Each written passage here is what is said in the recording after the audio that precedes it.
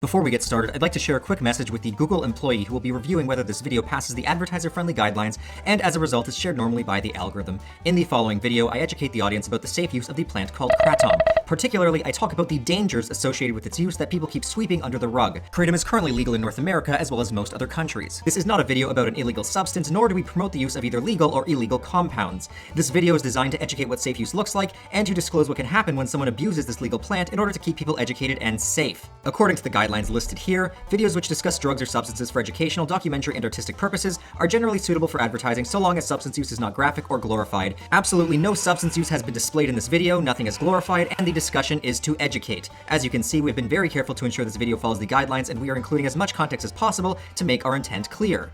Thank you. Before you rush to hate this video, or you mistakenly believe that this is going to help in making them ban kratom, you really do need to hear me out and listen to my story. Because in actuality, what I believe is that this video will help it remain legal, but not only that, it will also help to protect a lot of the users out there from the mountains of bullshit that kratom advocates have been peddling, my old self included, which does nothing but really harm both the user and just kratom as a whole. Okay, Google, how long does kratom withdrawal last? Here's a summary from the website ensobotanicals.com. Another similarity is found between caffeine and kratom withdrawal duration, typically lasting from 3 to 4 days. Okay, Google, your information is wrong. I always try to tell the truth. I take honesty seriously.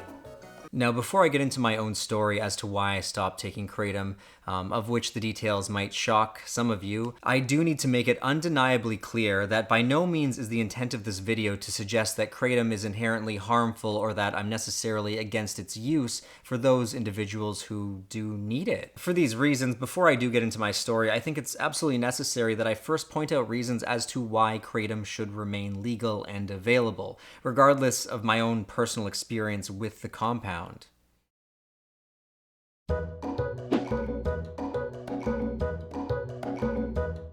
For those of you who don't know, kratom or kratom is a psychoactive plant which is native to Southeast Asia. It has been consumed by the locals for probably hundreds of years. What people like to do is drink the dried powdered leaves for its various medicinal and psychoactive effects.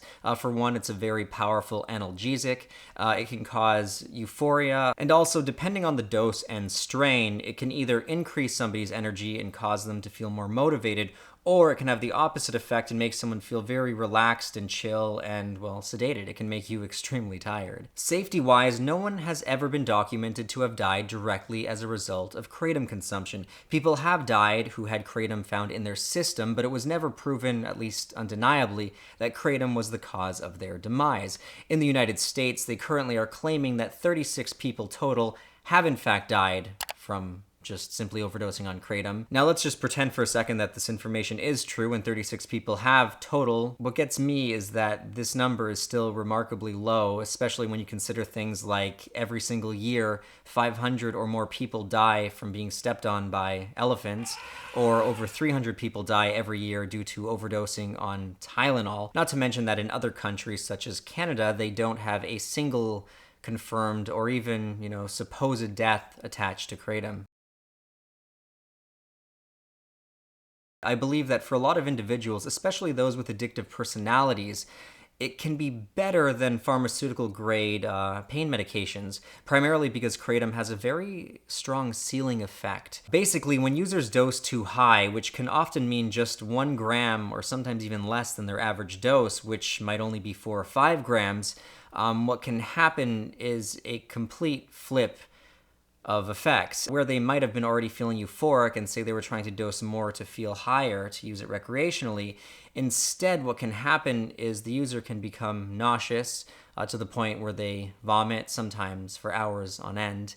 And also, all of the good feelings that they did have they really just will turn to shit. Usually what happens is when a user first realizes that you can't keep taking kratom to get higher and higher, they keep their doses to average, levels because they don't want to feel like shit again. Or a lot of people actually just never even touch kratom again after that experience. That's why it is such a powerful substance, in my opinion, for helping people quit harder drugs, because you really can't abuse it in the same way. That's not to say that it can't be abused, but it's harder to abuse it recreationally than other drugs, which don't have that ceiling effect. But regardless of all of these positive effects that I'm talking about, this still does not mean that kratom is necessarily 100% safe, non-addictive, or free from its own withdrawals. They might not be as bad as heroin withdrawals, but the compound is really not as benign as a lot of the internet would,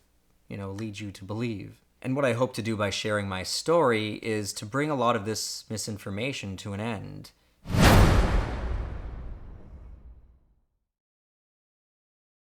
The thing is, if it wasn't for all this misinformation that I read and then naively believed, I would have personally never began using kratom daily. I mean, it slowly ramped up to daily. I'll get into it shortly. No matter what my reasons were, even if I did have good reasons for it, because, well, I don't believe the benefits really did outweigh the negatives, at least not for me. A lot of the time online when somebody does speak up and they start to talk about some of the very real negatives that do come from, again, usually it's daily use. If you're using it sparingly, like maybe once or twice a week, these negatives are not going to be apparent. Well, that's when the community at large kind of tries to shut you up. And fancy thing about me is I really don't care what you guys think about me. I'm here to relay my honest experiences and non-biased information. And whether you like it or not, I'm going to tell you my experience, at least what happened to me and what I've noticed has happened to others. Anyway, let's get into my story. So basically, the first time I tried kratom was a little over 2 years ago. Now, I was first interested in it because I was at that time also diagnosed with ADHD. I was basically diagnosed at 30, and I have a video coming out about that soon. And I really didn't want to use my ADHD meds the way they were prescribed because I'm against taking something every single day because of how it can mess up your neurochemistry. I mean, fancy that. It's a total walking contradiction. But anyway, so what I was doing was looking for compounds that I could use in between what I called my focus med doses. So I would take the prescribed amphetamines once every 3 to 5 days, and then maybe 1 or 2 days a week, I would take kratom because I believe that since it was, a plant that holds stupid, it's natural, so it's got to be safe bullshit. And that's largely why I was using it, because it actually did help me feel motivated and it was helping me get work done. So what happened with kratom was actually rather unique in the fact that I didn't start taking it every day because I became addicted to it. I started taking it every day because I hurt my back. As a lot of you guys know, I like to work out. Sometimes I'm a bit of an idiot and I just lift weight that's way too heavy for me because now I'm in my 30s and I'm becoming this old man who needs to friggin' warm up so much more than I used to. I was totally blown away with the analgesic effects. It would make the back pain disappear for anywhere from 4 to even 8 hours. That's why I started taking the kratom daily.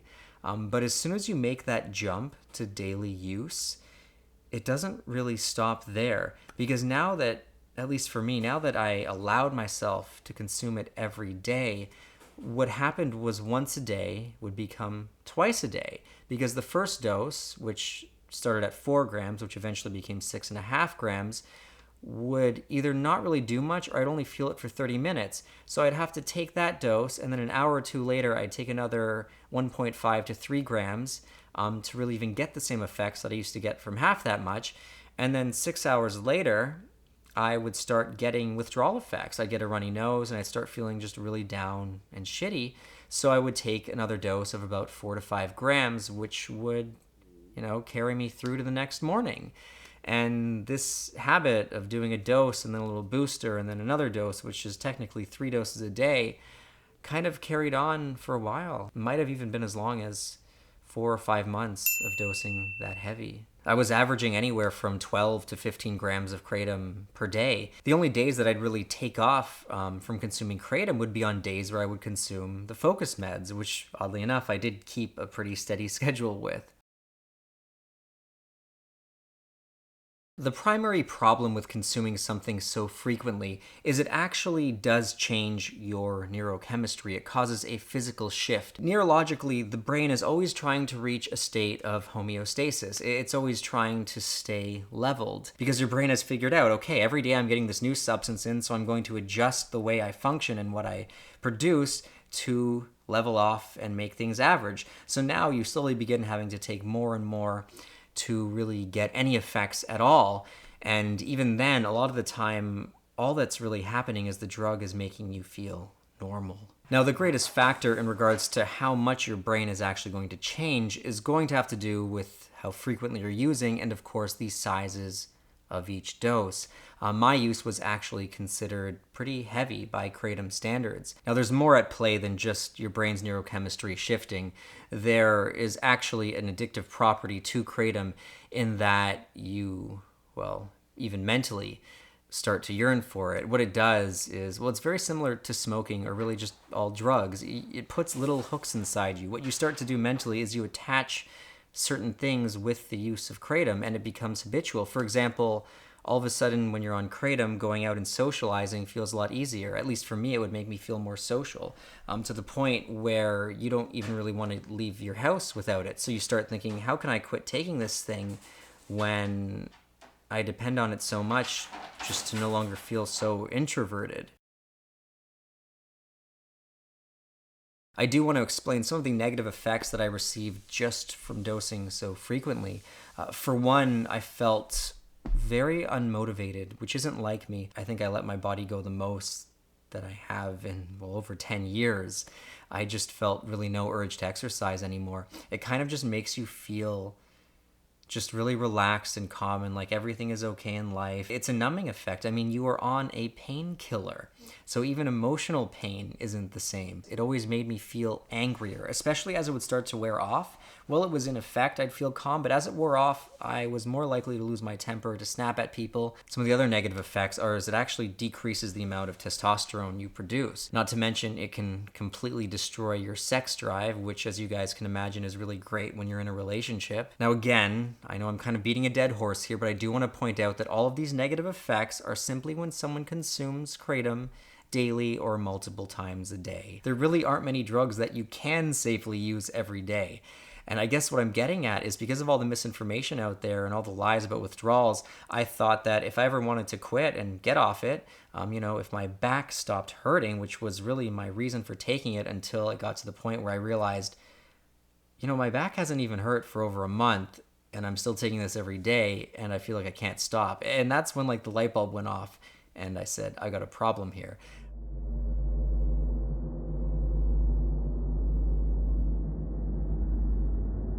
What happened was I realized that I was never going to feel like myself again as long as I was consuming Kratom. And I was kind of contradicting everything I stand for. I must have believed that because it was a plant, it meant that it was okay, or because it was related to coffee, and you can drink coffee every day, that I could take Kratom every day when it was fine. I, on some level, really believed that the effects were very benign, and I used to tell people this, and I was just so effing wrong. And I'm completely okay admitting when I'm wrong. We all make mistakes in life. And what's really important is that you learn from them and grow so you can continue on making more mistakes and learning from those and growing. Again, the reason why I was apprehensive to make this video is because I don't want to make it look like Kratom is this dangerous thing. The truth is, what's dangerous is just taking any drug every single day, unless you plan on doing that for the rest of your life. For example, if I was in chronic pain every day due to a serious injury, then I'd feel no problem with taking it every day. So what it really just comes down to is, what are your symptoms? Do you actually need it? And are you prepared to be dependent on this compound? If the answer is no to that, then you probably shouldn't. Before long, you're not going to be you without it. Not to mention, quitting is a goddamn hellish nightmare. I had my last dose of the day, and it was that evening that I started getting the withdrawal effects, which was really just a runny nose. And I thought, because of what I read, that that's all that was going to happen. Sleeping that night was fine. I didn't really have any issues. But the next day, I felt terrible. It was really challenging to make it through the day without dosing. I had a lot of mental and even physical cravings for it. I just physically felt like shit. I had no energy. I felt sick. I had a runny nose. My sinuses were all clogged up. And I had no motivation to do anything, not even make myself food. I didn't have an appetite. That night is when I realized, okay, I'm in for a battle here. Because sleeping was basically out of the question. I had not only full-on insomnia, I started getting shakes. My body would just... But then it would kind of evolve into more from just shaking to like, it would be in my hand and I'd have to just shake this hand and then I'd like use all my energy to stop that hand from shaking. And then it would go to this hand and then I'd be like, stop this hand from shaking. And then next thing I know, my leg is... I thought, there's no way in hell I'm ever going to get to sleep. On the third day, the effects just got worse and worse. I had absolutely no energy. I kept explaining to people that it felt like I was moving through quicksand. Like just my movements felt slow and I started getting joint pain. My knees hurt. My hips hurt. I felt absolutely depressed. I just felt so low. I felt like without Kratom, I was never going to experience happiness again. What really struck me the hardest was just how depleted my energy was. Like even just going to the bathroom was a challenge. Getting up was a challenge. I couldn't move. I've never had that little energy before. And I kept thinking, so if this is how old people feel, no wonder they move so slow, because I was moving like a 90-year-old man. And then I started doing research, and that's when I realized that these withdrawals aren't uncommon from daily use. They're actually quite common. I also realized that the best way to quit Kratom, because these withdrawals suck so hard, is to actually lower your dose very slowly. A lot of people suggest lowering your dose 10% each month, meaning, well, it could take like half a year or more to quit. And I thought, hell no, I don't want to do this. I want to be done with this as quickly as possible. I don't want to have to drink this green sludge for the rest of my life to just feel like myself. One of the things that I decided to do to really help me through the process was work out again. Even though I really didn't feel like it, I felt like absolute shit, but I still forced myself to exercise, because in doing that, I realized that I could force myself to do things that I don't enjoy, such as I could force myself to get through this shitty process. What a lot of people don't realize who have never gone through an addiction, a huge reason why people fail and they relapse is not because they necessarily want to get high. What I found was the actual cravings disappeared really quickly. Within 3 or 4 days after my last dose, I physically wasn't craving it, for the uplifting effects. I was just craving any way I could to feel normal again, to be able to sleep. I can't even imagine what people go through who are getting off heroin and how much they need something like Kratom to help them through that. Or even things like oxycodone or methadone. The withdrawals from that daily, they gotta be much, much worse. Or maybe I just had some really, really shitty withdrawals, which is definitely true. But still, there's no way that those come anywhere close to heroin withdrawals. I feel for people on a whole new level now who have to go through that. It's tough, man. It is a challenge to just find like hope every day that you're going to get your motivation back, that you're going to be you again. But anyway, this video has gone on for long enough. If you guys are interested in the story as to how or why I was prescribed ADHD medication at the age of 30, and my opinion on that medication, then you can check that video out on my second channel, Swim. Now the video may or may not be released at the time of releasing this one. It might come out in like a day or two. I also have some good news to announce. There is going to be a Psych Substance merch shop which will be opening soon, and I'll be offering some of the items that you guys have been asking for.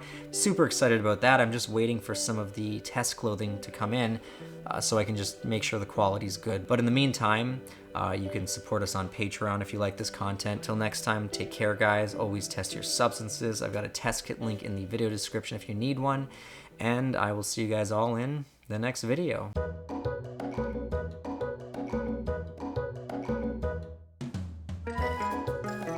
Okay, Google, but you were wrong about this. That information is not right. I don't understand. You told me inaccurate information. You're spreading lies. Sorry, I can't help with that yet.